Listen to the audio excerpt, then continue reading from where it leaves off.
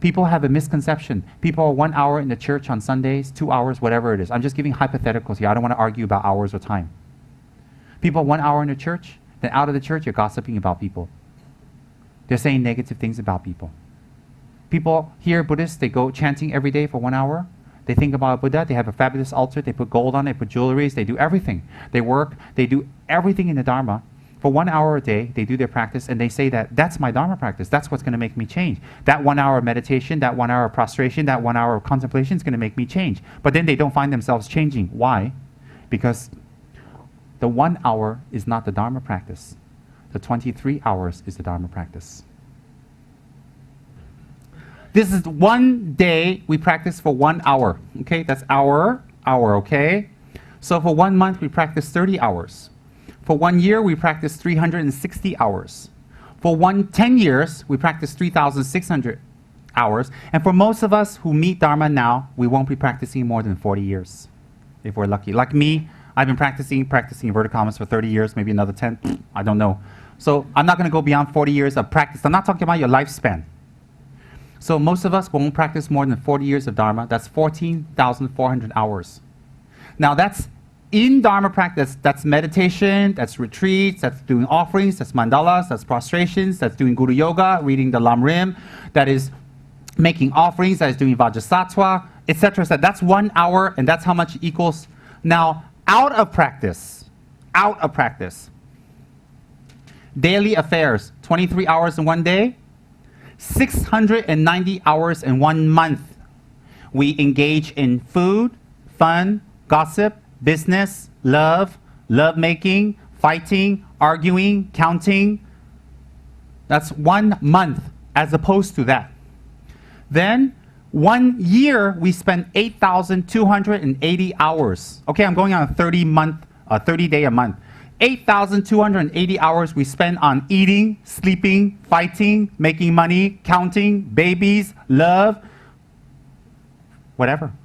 And then in 10 years, we spent 82,800 hours. And then in 40 years, we spent 3,312,000 hours in eating, sleeping, talking, making money, fighting, finding lovers, going to school, going to work, driving, being depressed. We spend that much time opposed to that much time, and then we say, why aren't I a Buddha? Why isn't my problem solved? Why am I not becoming a better person? Why can't I see the Buddhas in the vision? Why can't I do divination? Why is my mind still unstable? Why can't I transform myself? Why? Because the amount of time you've invested in it. Very logical. Look, everybody in this room is good at something. Really, everybody in this room. Some of you 1, some of you 2, some of you 3. Everybody in this room. There's nobody in this room who's not good at anything. How did you become good at it? Because you put time towards it. Because you practiced. Because you put effort. So if you're good at something in this room, it's because you've done something to be good. What was that? You put effort and time towards it. So if you put your Dharma practice, if you put time towards your Dharma practice in this way, why do you think you're going to be good at it? Why do you think your mind will transform? Because why? Look at how much you're fighting against. That's what you're fighting against. So if this is how much time, and some of us, look, let's be totally honest. Many of us in this room is not even putting 1 hour a day. Many of us. So why do you think 14,400 hours in 40 years will equal to 3,312,000 hours? Don't you think anger will become stronger at the end of your life? Don't you think greediness will become stronger at the end of your life? Don't you think selfish mind will become stronger at the end of your life?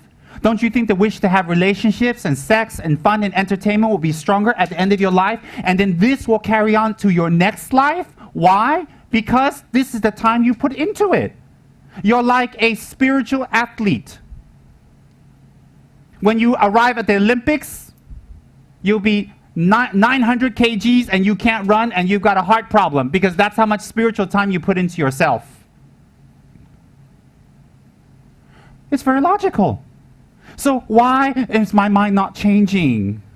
Why is my problem not changing? Why am I still unstable? Why do I still have anger? Why do I love it? Why do I meditate? Why do I make offerings? Why do I pray and drink great green tea and I still want to slap you? Why? Think about it. And you know, this is very deep Dharma.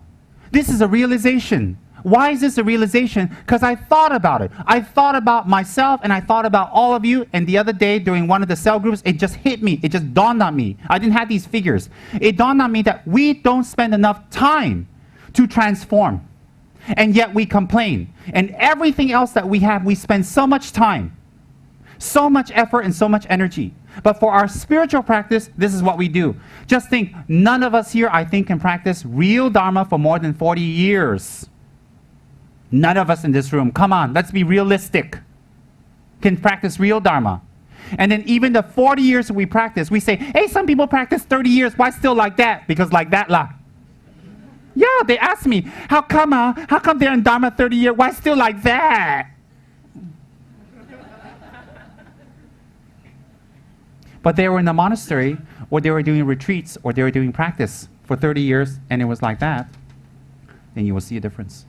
Hence the Khensa Rinpoches, hence the Lati Rinpoches, hence the Dalai Lamas, hence the Panchen Rinpoches, and the Trijang Rinpoches, and the Pabongko Rinpoches, hence the Kanden Tri Rinpoches, because they did this and we did this. Very logical. So you're saying, but I'm too attached to go to the monastery and practice. I agree with you. You're right. You're not always wrong, you're right. Poor baby. I have a more violent term, but let's not do it here. PB. Poor baby. Now, so, why do people criticize lamas and rinpoches? Because they put this much time in investigating and checking out centers and rinpoches and lineages. So they spend this much time criticizing. So they're very good at criticizing and losing faith and making other people lose faith. So we can't be like these high lamas. We can't. And then high lamas, in one lifetime, it's this, another lifetime. So they have millions and millions and millions of time clocked into their spiritual practice. That's why they're very attained. That's why they see deities. They come back. They're highly realized. They're compassionate. They absorb problems. They can solve problems, and they become lights for us because they spend this much time just in one lifetime. Some go over 10 lifetimes, 15, 14, 13 lifetimes, like that. And then us, every single lifetime, like that. So if you don't put time in something, why would you get the result? How clear? How clear? So if we spend this much time in a church talking about God and praying and love and compassion and singing hymns, but outside of church we spend this much time spiting other people, talking negativities, not controlling, violence and anger, playing with guns, it's going to be like this, isn't it? The wars we have in the world is because we spend this much time out of Dharma, out of religion. So you say, well, what's the issue here? How can we improve? Yeah, I agree with you. You're attached. I'm attached, and we can't really hang out in the monastery. We can't spend 30 years in the Dharma. We can't give up our fun. We can't give up our personal reputation. We can't give up our goals and go and practice the Dharma. But, you know, we can't do like you, but we'd like to. We admire you. That's why we support you and help you. But we can't. Okay, fine. Now, what I want to make a point to all of you here, and I'm included. I am included. But let me just be general. For lay people here, for normal people here who are not ordained, who are not committed to the Dharma, so strongly, for all of you, and that's most of the world, please change your mindset. Now let me tell you how. Stop thinking that the 1 hour you do a day is your Dharma practice. The 1 hour you do a day is just a battery recharge, a remembrance, and a contemplation of what you're supposed to do for the 23 hours a day. Your real Dharma practice is the 23 hours a day you're alive. This one is just to meditate and remember what you're supposed to do. This is when you read your vows. This is when you do your sadhana to realize your true Buddha nature. This is when you do your black tea to ask your protector to protect you during this. So when you're in meditation, it is just for you to remember what you're supposed to do. But the actual Dharma practice is not the 1 hour a day you're in meditation. The actual Dharma practice is the 23 hours you are out of meditation. This is your meditation session. This is your sacred session. This is your Dharma practice. This is where your mind is going to transform. So during this time, what do? You practice the 8 verses of thought transformation. A little bit higher, gentlemen. Thank you. For the 23 hours a day, 690 a month, 8,280 a year, 82,810 years, and 3,312 hours for 40 years, what should you be doing to transform, to practice, to pray, to be spiritual, to make things good? What should you do? Let me share with you, happily, really happily. You should hold the 8 verses of thought transformation, just what we wrote there, on the right side of the entrance. That is our motto and credo, and that transcends all religions and all races, because that is truth. It just happens a great Buddhist saint talked about that. The 8 verses, we should learn it, we should master it, we should understand it, we should recite it from memory, and we should put it into action every single day. When? For 1 hour a day, we should do the recitation of the 8 verses and read it and study it. But for the 23 hours a day, we should practice it with everybody we come across. Then every single day, we should hold our vows and words of honor and commitment. For those without refuge, we should hold on to ethical vows. Ethical vows. For the Christians, we should hold on to the 10 commandments. Beautiful. So let's stick to Buddhism here. So for Buddhists, we should hold on to our refuge vows. We should read it 1 hour a day, include it within our readings, and remember it and pray to the Buddhas, and do black tea that we can hold it. And that's when we should do that. And then we should read through our bodhisattva vows. We should read through our tantric vows, and we should master it very well in this 1 hour a day, in our meditations and prayers, and in sitting in front of our altars. And then for 23 hours a day, we should hold our vows and hold our commitments.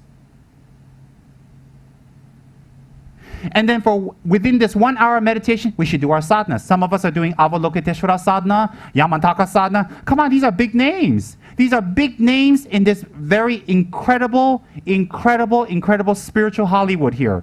You're talking about on the red carpet showing up, oh my God, it's Tara in her new, great, fabulous Versace gown. You're really spouting out big names here. Then look at the handsome, wonderful Manjushri just showed up on the arms of White Tara. It's like a spiritual Hollywood. You guys are doing sadhanas of Tara, of White Tara, of Lama Tsongkhapa. You're doing sadhanas of Vajrayogini, of Yamantaka, of Kala Chakra. What on you is reflecting those big names? And then you receive these big initiations. Then you spat out big names. My guru is His Holiness this, my guru is His Eminence this, his blah blah this, his blah blah that, her blah blah this, their blah blah this, and blah blah blah blah blah. That's my guru. And so you're doing sadhanas every day. The 1 hour a day, the sadhana should be included. Sadhana is getting close to your yidam by transforming your reality of how you see and perceive phenomenon. Doing a sadhana is transforming one's perception of phenomenon to that of a deity's. And then we should attend study and class. We should study every day. We should read our Dharma. We should write down notes. We should go to class and ask. We should attend class diligently and be happy. Everything's set up. Look. Everything's set up. Aircon, the floor. You just walk in the door. You sit on your seat. Everything's provided. You don't even give 10 cents and you can sit here and receive Dharma. And still not happy? And still say, I'm busy. I cannot make it. I'm tired. I've got a hangover. Come on. Pujas and talk. We should attend pujas. Pujas are a place for us to connect as a group to the 3 jewels. Talk is very important. Whether we're doing the talk, we're not doing the talk. Don't think, oh, I should do the talk when I get the talk. If you have permission to go, you should go. You act as if you're one of the talk attendees to get yourself committed towards that. You don't start doing things just when you enter. You should start now. Commit now. Why? Doing talk, what's the difference? You can sit in talk and do miksama 10 rounds. Don't make excuses that you can't attend Tong. Don't make excuses that I'm not going to Tong or I'm not involved. If later on you get the initiations, you can't attend now. Do you think you could attend later? I promise you, you can't. I promise you. Then, if you're not doing any of this during this time, then you won't transform. When disaster hits, you will be a mess. You will be a psychological mess, and you will blame the Dharma. You will blame your gurus, you will blame your Dharma protectors and teachers. You will blame. How do I know? I've heard that hundreds of times from senior people, inverted commas, senior and junior. Hundreds of times. It's tiresome. Then retreats. We should engage in retreats. Every 6 months we should engage in a retreat. What retreat? A Lama Tsongkhapa Guru Yoga retreat. I have spoken about the Guru Yoga on many occasions, and it's been understood. You should do retreats. You should do and retreats is just doing recitation. Just doing recitation without the visualization and meditation is cheapskate way. You won't get any results, just some merits. You should actually do the physical visualization, control your mind. The harder you find it to control your mind doing visualization is all the more reason why you should do it. Why? Because if you can do it, you wouldn't be complaining you couldn't do it. You should do retreats. What retreats? Every 6 months you should do 100,000 Lama Tsongkhapa. Once a year you should do 100,000 Lama Tsongkhapa mantra. Once a year at least. So you can do small retreats throughout the year. 25,000, 25,000, 25,000. You should do. You should do the preliminary retreats. You should do prostration retreats. 10,000, 10,000 at a time. You should do the water offering retreats. You should do the mandala retreats and the vajrasattva retreats. You should do it. Why? Those retreats will change your life, change your mind, change your destiny, change your death, and change your rebirth. It will change it. Why? Because they were designed by the great masters of the old to specifically attack our negative karma and to transform our minds. Those are methods. You know, the holy monks in Ganden Monastery, they study 8 to 9 hours a day and attend classes and pujas and prayers. And in between, on their free time, they do retreats and they do preliminary practices. I see them. And every year, the monks will do a prostration practice, 100,000. And they're so busy with their studies and practice. And they're always in robes. And they're always doing pujas and meditation. Yet once a year, they take time out to do a prostration retreat. I saw it. The poor monks stay in Ganden. They go in front of the Lachi, the main monastery. On the outside, at night, when it's cooling, they do prostrations every night. The monks who have a sponsor or help, they go to Bodh Gaya and do retreats there. I saw. I even saw my guru, Tsem Rinpoche, at 80 years old, do 50 prostrations every single day, full length, before he goes to sleep. And that's been going on for years now, decades. Tsem Rinpoche at 80 years old does 50 prostrations full length per day. When I see him, I go downstairs and cry because I'm ashamed. Because I can't do it, and I say I'm busy. Tsem Rinpoche teaches 6 to 8 classes a day, which is about 1.5 hours per class. Plus, he does 6 to 8 hours of sadhanas and meditations per day. Tsem Rinpoche, at 80 years old. He teaches 6 to 8 classes. How do I know? I manage the classes. I'm the boss down there. I'm the Ladrang Changzi. I was a Changzi for many years. That is the main assistant and attendant of the Rinpoche. He does classes, he teaches all day, then he does his meditations and practice in between, and he goes for circumambulation, and he does 50 prostrations every day before he sleeps. Just before he sleeps, he wears his robes, and he does 50 full-length prostrations. And then when he finishes, he does dedication. And Rinpoche, with the highest respect, has arthritis, and his hands shake, and it's not easy for him to do it. And when he gets up, he actually hyperventilates slightly, and he still does it. I say, Rinpoche, it's going to affect your health. He says, if I don't do it, it'll affect my health. I'll die anytime. This is more important. Tsem Rinpoche, the Grand Abbot Emeritus of Ganden Shatse Monastery, who's enthroned on the throne, who enthroned me as a Rinpoche. I was enthroned by the great Ganden Abbot, Jisen Jamba Yeshi. At that time, it's Ken Rinpoche. When he retired, it's Kensur. Kensur means emeritus. He was put on the throne by His Holiness the Dalai Lama. He is now 80. He does 50 prostrations every single day, full length. So you don't tell me you don't have time. Do you think someone like him needs to do prostrations? That's like Shakyamuni living with us and doing prostrations every day to the previous Buddha, Krukachanda. And we're sitting there going to Shakyamuni, I don't need to do prostrations, I'm busy. That's right. Shame, shame. We should do our preliminary practices. We should do our prostrations. We should do our water offerings. We should have beautiful water offerings, water bowls. We should get the highest quality and the best quality we can get. We should learn how to do it well. And we should do our mandala offerings. And we should do our vajrasattwas. Very important. We should learn from our guru how to do vajrasattva correctly. Not go to our guru one person at a time and torture him until he talks, until he becomes laryngitic. Officially, one time at all. Be compassionate to your guru. Learn. Write it down. Record. We should do our guru yogas. We should do lama tsongkhapas. And we should read. We should attend these classes. These are preliminary practices. We should attend classes. We should be very happy. We should attend on time and get transport and not harass other people. Why? That's what we need to do to transform. We're smart. That's what we need to do. And when we do this, combined with Dharma meditations and practice, our mind will change. So, 4, we should do Dharma works. Very important is Dharma work. Some of us can meditate, some of us cannot. Do not do Dharma work to escape from meditation. Do it as a meditation. We should do Dharma work. We should work in one of the departments. We should volunteer. And when we volunteer, we should happily do it and not have people chase us. We should do that. We should involve ourselves in some department or some Dharma work happily. So what happens is we need to do Dharma work.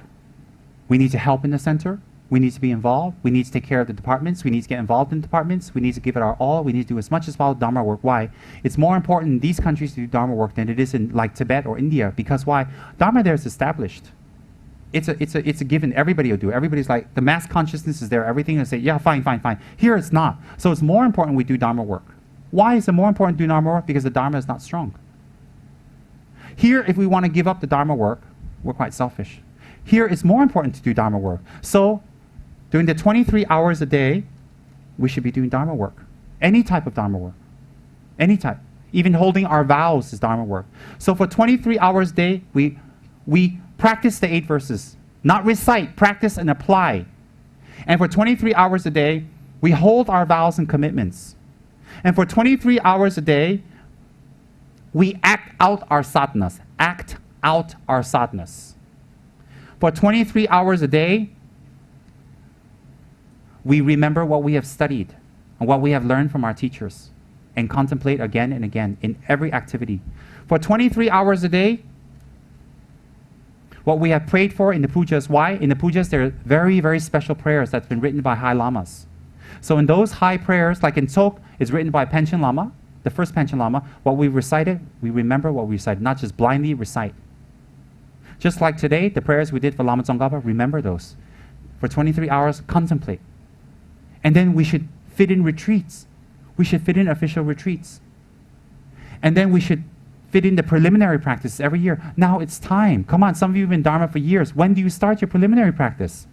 Some people told me that they're afraid to do their preliminary practice because they don't know if their old bones can take it. And then wisdom came to them to say, well, my old bones cannot take it now. Next year it's going to get older. And they came out with their own answer, so I better do my preliminary practices. Thumbs up to them. Thumbs up to them. So if you're afraid your old bones can't take it, your bones ain't going to get any younger, even if you go to Elixir Beauty Salon. It's not going to get any younger. So if you can't do 100,000 prostrations a year, do 50, do 25, do 10. Don't use that as an excuse to indulge in your indulgences continuously. So if you apply 23 hours of Dharma practice a day, that's 690 hours a month, and then that's this much and this much and this much, you will transform. And you will change. And you will see results. How clear? But if during this time you don't apply the Dharma and you still are yourself, selfish, greedy, angersome, fighting, money, me, luxuries, fun, happy, and that's all you're interested in, and you expect this amount of Dharma practice to counter this, how do you expect good results to come? How do you expect attainments to come? How do you expect your mind to change? How do you expect your mind to see higher things? How do you expect? Illogical. So don't come complaining to me. If you do this, At the end of this time, come and talk to me. If you got complaint, okay, I cut my head, give to you. If at the end of this, you complain that this result doesn't match this one, I cut your head, you give to me. Oh no, you cut your head, give to me. I don't want to collect negative karma. You think about it. And then I hear people, but why I pray, I donate, I chant, I have nice altar, why I still got problem? And they talk just like that and their whole body shake with anger. How do I explain to them? I want to give up, I want to go away, I want to run away, I want to escape, I want to solve my problem. I'll come back later when my problem is solved. Yeah, maybe next life, good luck. How? Do you think, so my point of this chart is what? What is this? If we keep thinking that our Dharma practice is this, 1 hour a day, and then for 23 hours a day where we go ape, we go gorilla, we go bananas, and we don't hold our vows, we don't do anything, you will not change, my friends. Your Dharma practice is not this. Your Dharma practice is this. Your Dharma practice per day is this. So what is that? When you're working, when you're at home, when you're dealing with people, when you're in business, when you're walking down the street, when you're driving, you should be doing all of this. You should be, when someone negative comes to you, 8 verses of thought transformation. When you want to shout at a business partner, 8 verses of thought transformation. Hold your vows, hold your commitments, hold your refuge. When you feel lazy, Dharma works. When you have free time, preliminaries. When you have extra time, do your sadhanas, do your prostrations. You should study and read. When you have extra, instead of opening up another magazine, L, or some crappy little magazine, or Zhongguo Bao, you know how many times you spend a day reading your sadhana, Zhongguo Bao, and Star newspaper, all that? How many days? After you read that, what do you get? So you know who got killed, who got raped, who lost money, who didn't get money, who's ugly, who's pretty. What do you get every day? How many hours a week do you spend on reading newspaper? Yes, everybody's guilty. Some people without newspaper cannot. So why don't you spend some time reading that? Why don't you find pleasure in that? Because your mind is so used to in thinking about nothing and about useless things. It's very clear. Is it criticism? No, it's logic.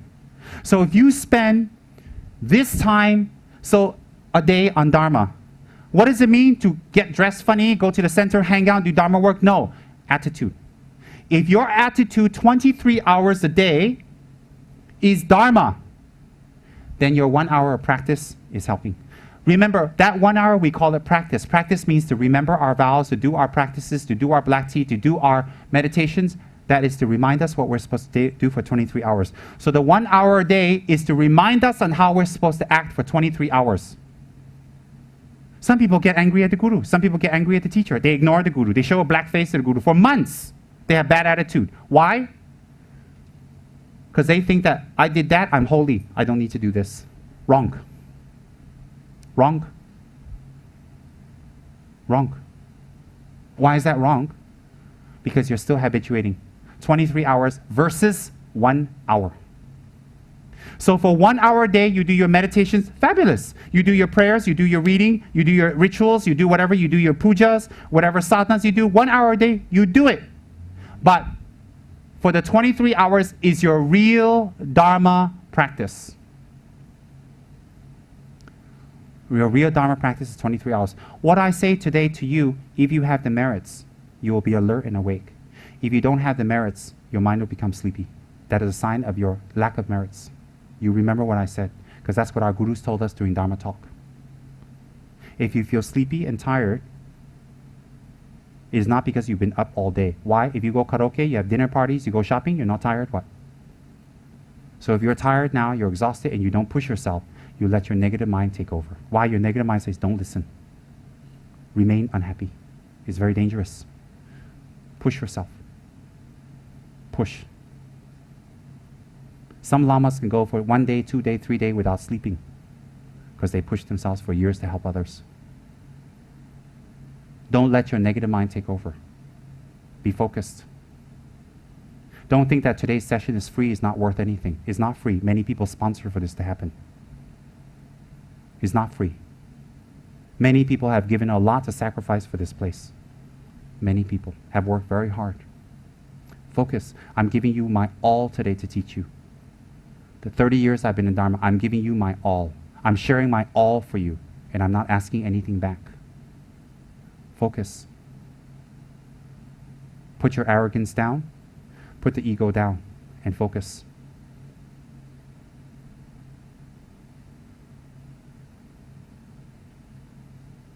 Good.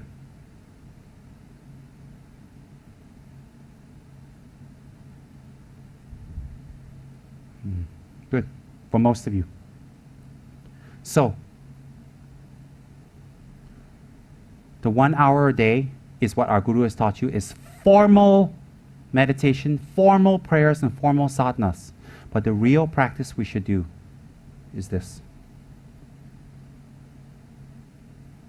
So how we talk to people, how we act, how we engage, our attitude, what we do, is more important on the 23 hours. So when we're driving to work, how we think, when we're at work, how we deal with people, whether people are watching or not watching, how we talk with our daughters, how we talk with our husband, how we talk with our mother, how we talk with our father, how we talk with our friends and our neighbors, and the electrician, how we act with them, and how our attitude toward them is our Dharma practice. So our attitude toward the day is our Dharma practice. Does everybody understand that? If you do all this during this time, and I didn't say go to the temple, I didn't say become a monk, I didn't say enter retreat and shave your hair. No. Attitude. Attitude.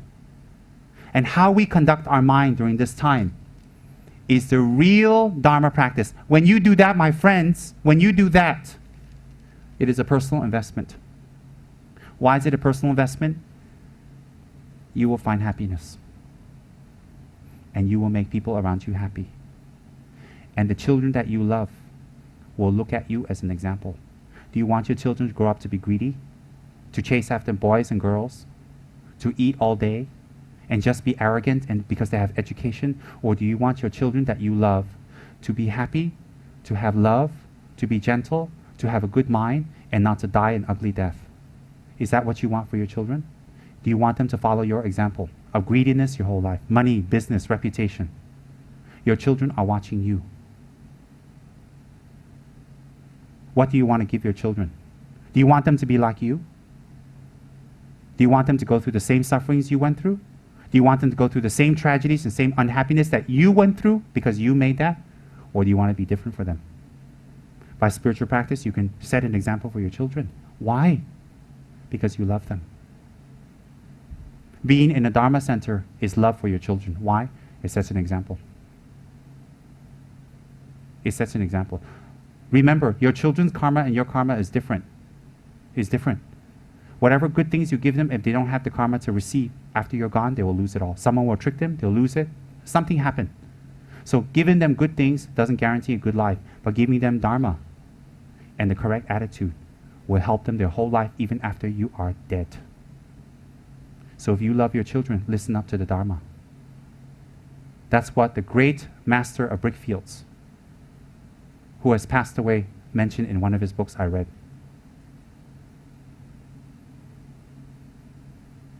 So if you love your children, listen to the Dharma.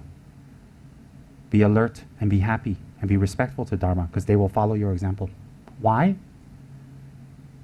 Because what you respect is what they will respect. Why do I tell you that? Because most of us here are parents. You want to leave a legacy behind for your children, the Dharma. So remember, today, for all of you, my friends, I'm giving you my all. I made a lot of effort towards this. I thought about it quite a lot. I got this chart ready. I went all the way to say, how do I give this information to all of you? Why? It's my job. I don't need a thank you. I don't need an ang pao.